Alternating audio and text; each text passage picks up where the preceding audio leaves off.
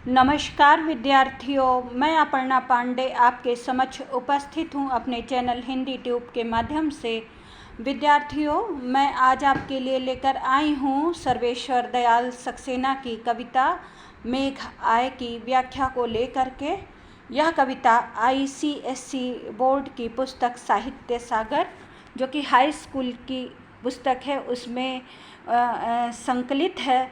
विद्यार्थियों, जो सर्वेश्वर दयाल सक्सेना जी हैं वो नई कविता के विख्यात कवि हैं, और जैसा कि आपको पता होगा कि नई कविता हिंदी साहित्य के क्षेत्र में एक क्रांतिकारी युग था, और नई कविता में पुराने प्राचीन उपमानों से हट करके नए उपमानों का प्रयोग किया गया है।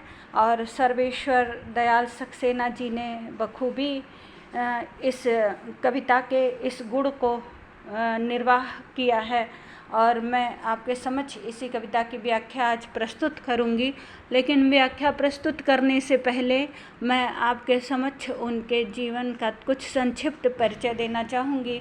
आइए जान लेते हैं संक्षिप्त जीवन परिचय, उसके बाद कविता की व्याख्या।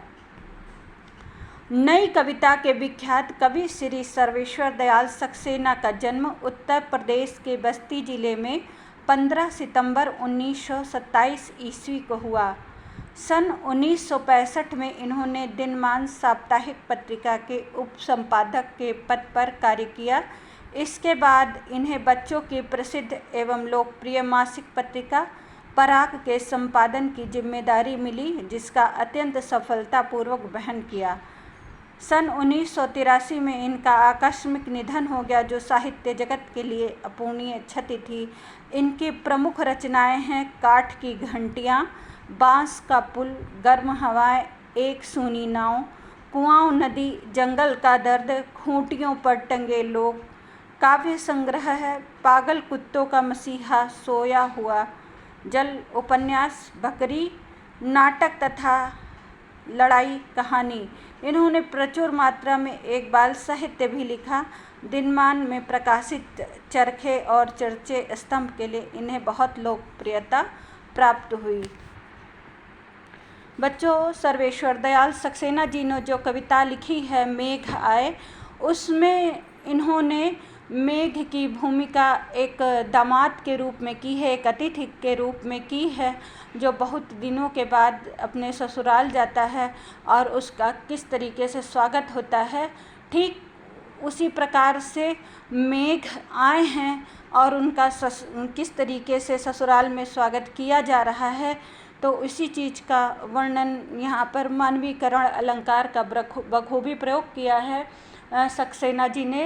और मेघ के आने का उसका जो दृश्य है, वर्षा होने का, प्यासी धरती की तृषा शांत होने का, उसका जो सौंदर्य है वो बहुत ही सुंदर शब्दों में सक्सेना जी ने अपनी कविता के माध्यम से प्रस्तुत किया है। आइए देख लेते हैं इसका भावार्थ।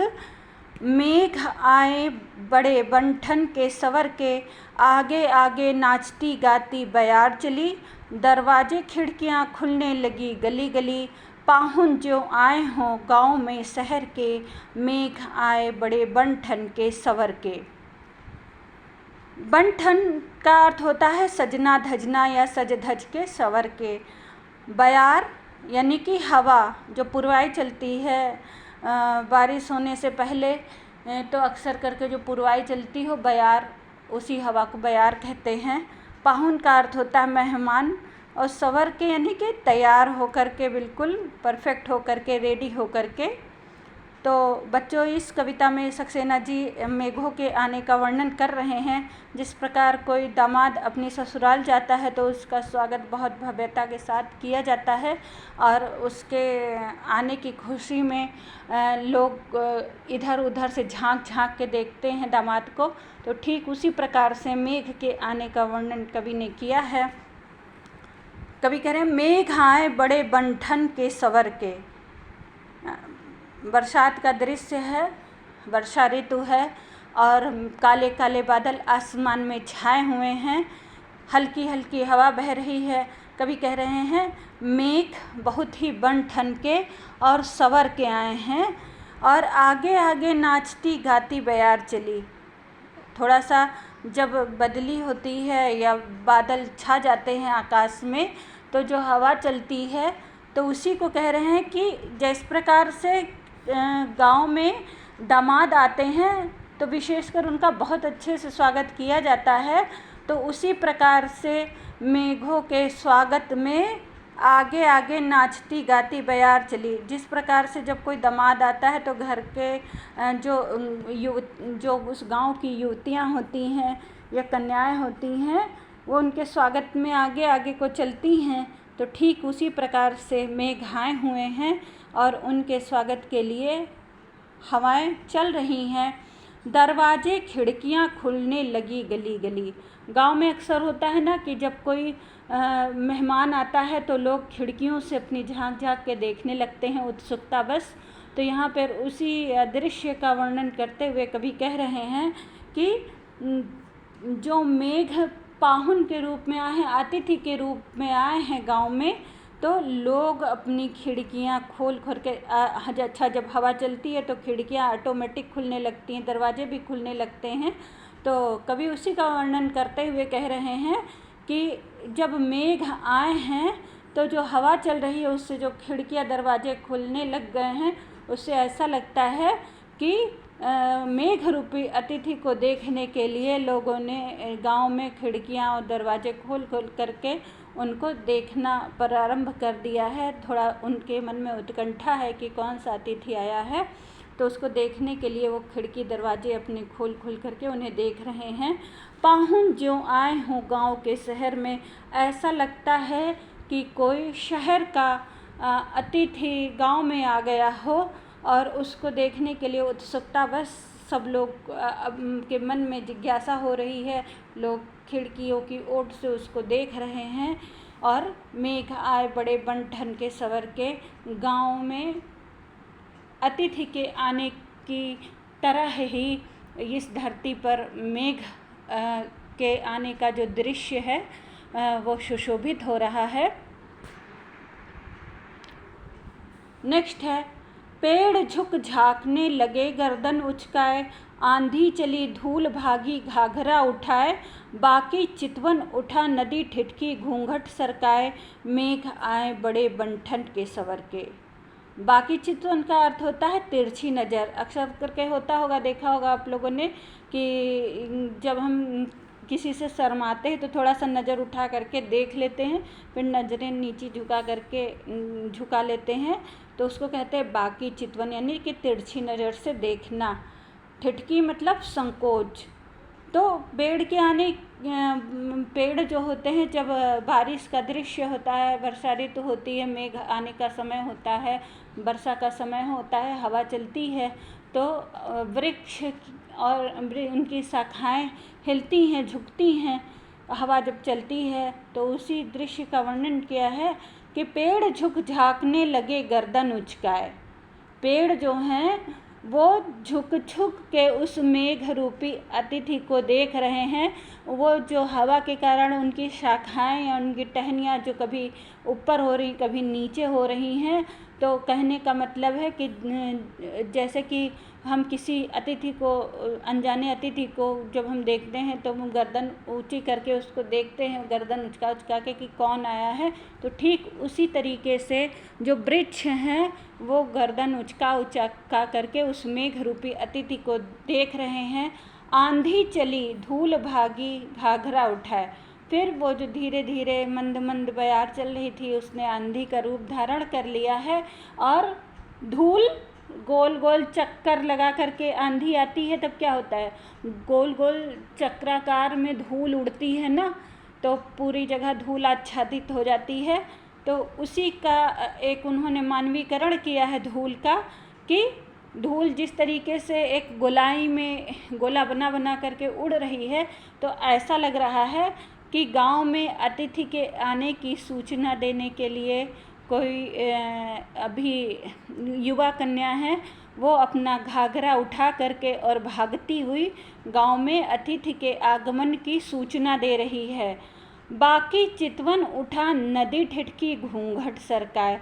बाकी चितवन उठा मतलब नदी जो है यहाँ पर भी मानवीकरण किया गया है नदी का कि नदी अपनी बाकी चितवन उठा करके संकोचवश ठिठकी है और उसने अपने घूंघट को सरका दिया है। जो नदी धीरे धीरे मंद वेग से बह रही है और बारिश का समय है, तो अब जो वर्षा होगी तो उसका जल भी कहाँ मिलेगा, जा कर के नदी में मिलेगा, नाले में मिलेगा।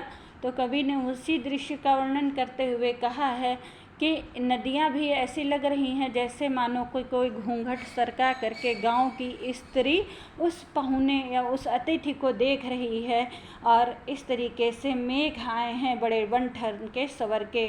मेघ जो हैं वो उस प्रकार से आए हैं जैसे कि कोई दूल्हा या कोई दामाद बहुत ही तैयारी के साथ, पूरी साज सज्जा के साथ अतिथि के रूप में गांव में प्रवेश कर चुका होता है। बूढ़े पीपल ने आगे बढ़कर जुहार की, बरस बाद सुध लीन्ही, बोली अकुलाई लता ओट हो किवार की, हर्षाया ताल लाया पानी परात भर के, मेघ आए बड़े बंठन के सवर के। देखिए, इन लाइनों में कवि ने जो गांव का संस्कार है उसका वर्णन किया है कि जो गांव के वृद्ध व्यक्ति होते हैं वो दामाद का बहुत ही ज़्यादा आदर करते हैं, तो और उनके जितना भी हो सकता है यथोचित स्वागत अपनी सामर्थ्य के अनुसार उनका करते हैं, उनका अभिवादन करते हैं। तो उस चीज़ का पूरा मानवीकरण करते हुए कवि कहते हैं कि जब मेघ रूपी दामाद ने प्रवेश किया तो बूढ़े पीपल ने आगे बढ़कर जुहार की। जुहार का अर्थ होता है अभिवादन, सुधि का अर्थ होता है स्मरण, अकुलाई यानी कि व्याकुलता या बेचैनी, ओट का मतलब होता है आड़ में यानी कि किसी चीज़ के ओट में छुप जाना, किवाड़ यानी कि किवाड़ या दरवाज़ा, हर्षाया ताल, हर्षाया का मतलब होता है खुश होना, ताल का अर्थ होता है तालाब। तो बूढ़े पीपल ने आगे बढ़कर जुहार की। जो गांव में अतिथि आए हैं, मेघ आए हैं दामाद के रूप में, पाहुने के रूप में, तो उनका बूढ़े पीपल के वृक्ष ने जो बूढ़ा पीपल का वृक्ष है जब वो हवाओं के वेग से झुकता है तो ऐसा प्रतीत होता है कि किसी बुजुर्ग व्यक्ति ने गांव में अतिथि का स्वागत करने के लिए झुक करके उसका अभिवादन किया है। और उसके बाद क्या होता है, बरस बाद सुधि लीनी, बोली अकुलाई लता ओट हो किवाड़ की। अकुलाई लता मतलब बेचैन हो करके, क्योंकि जब तक वर्षा नहीं होती है तब तक जो उमस का मौसम रहता है तो हर व्यक्ति परेशान रहता है, लता वृक्ष सब परेशान रहते हैं। और जब तक धरती पे अच्छे से पानी नहीं बरस जाता है तब तक सबको व्याकुलता और बेचैनी होती है। और लता का वर्णन कवि ने विशेष रूप से इसलिए किया है क्योंकि लताएं जो होती हैं वो लचीली होती हैं। तो जैसे कि एक यहाँ पर कवि ने लता चूँकि प्यासी है और पनप नहीं पा रही है पानी ना मिलने की वजह से, तो वो क्या कर रही है, शिकायत कर रही है बेचैन होकर के। बोली अकुलाई लता मतलब व्याकुल और बेचैन होकर के लता ओट हो किवाड़ की, वो किवाड़ की ओट लेकर के किवाड़ की आड़ में हो करके वो मेघों से शिकायत कर रही हो कि आपने बरस बाद सुधि लीनी, आपने एक बरस के बाद हमारी सुधि ली है। हर्षाया ताल लाया पानी परात भर के। और तालाब का जो यहाँ पे वर्णन किया है, तो जैसे गांव में जब अतिथि आते हैं तो गांव का संस्कार होता है कि उनके पैरों को पानी में परात में पानी भर करके लोग धोते हैं। तो उसी प्रकार से यहाँ पर तालाब जो है वो पानी भरा हुआ, उसमें ऐसा प्रतीत होता है कि वो पानी भर करके अपने उस दामाद, गांव में आए हुए दामाद के चरण को धो रहा है, उनका स्वागत कर रहा है। तो तालाब जो है वो खुश हो करके अपने अतिथि के चरणों को धोने के लिए तैयार है। मेघ आए बड़े बन ठन के सवर के। इस प्रकार से जो मेघ हैं वो बहुत ही बन ठन के और सवर के आए हैं। क्षितिज अटारी गहराई दामिनी दम की, क्षमा करो गांठ खुल गई अब भरम की, बांध टूटा झरझर मिलन के अश्रु ढर के, मेघ आए बड़े बंठन के सवर के, मेघ आए बड़े बंठन के सवर के। ये अंतिम पंक्तियाँ हैं। और क्षितिज का अर्थ होता है जहाँ धरती आकाश मिलते हुए प्रतीत होते हैं। अटारी का अर्थ होता है कोठा। दामिनी का अर्थ होता है आकाशीय बिजली। और ढरकना यानी कि लुढ़कना। तो कवि कह रहे हैं कि क्षितिज अटारी गहराई। क्षितिज वह स्थान होता है जहाँ धरती और आकाश मिलते हुए प्रतीत होते हैं। तो कवि कह रहे हैं कि क्षितिज अटारी, अटारी मतलब होता है कोठा यानी अट्टालिका कोठा। तो जब मेघ आच्छादित हो गए हैं चारों तरफ से, तो ऐसा प्रतीत हो रहा है कि क्षितिज पे पूरे आसमान रूपी जो कोठा है वहाँ पर पूरे बादल पूरे तरीके से छा गए हैं। और दामिनी दमकी, उनके आ जाने की खुशी में बिजली चमक करके अपना जो हर्ष है वो उसको प्रकट कर रही है। क्षमा करो गांठ खुल गई अब भरम की। अब यहाँ पर जो कवि हैं उन्होंने उस दृश्य का वर्णन किया है कि प्रेमी के आ जाने से कितनी प्रसन्न होती है। उससे जो लगता था कि प्रेमी नहीं आएगा, उसकी प्रतीक्षा में वो आकुल व्याकुल थी। तो उसी तरीके से मेघ के आने से हम कह सकते हैं कि धरती चूँकि प्यासी रहती है जब तक मेघ बरसते नहीं हैं, और मेघ के बरसने के बाद ही उसकी तृषा शांत होती है। तो हम यहाँ पर कह सकते हैं कि जो उसकी प्रेमिका है, पृथ्वी है, वो क्या कह रही है, मतलब अब दोनों के मन की जब मेघ आ गए हैं और सामने एक दूसरे को देख लिया है, तो जो नववधू है के रूप में है धरती है, जो कि अभी तक सूखी हुई थी, वो दोनों में आपस में जब मिलन होता है तो कहते हैं एक दूसरे से क्षमा करते हैं कि अब मन की गांठ खुल गई है। जो मन में संदेह था, भ्रम था कि मेघ अब नहीं आएंगे, वर्षा नहीं होगी, आकुलता व्याकुलता जो छाई हुई थी, वो सभी गांठें जब सामने एक दूसरे को देखते हैं, मेघ के बरसने का जब समय होता है, तो फिर जो सारी शिकायतें थी, मन में भ्रम था, ग्रंथि पड़ी हुई थी, वो सब गांठें खुल जाती हैं और एक दूसरे से शिकायत दूर हो जाती है। जितने भी भ्रम होते हैं सब समाप्त हो जाते हैं।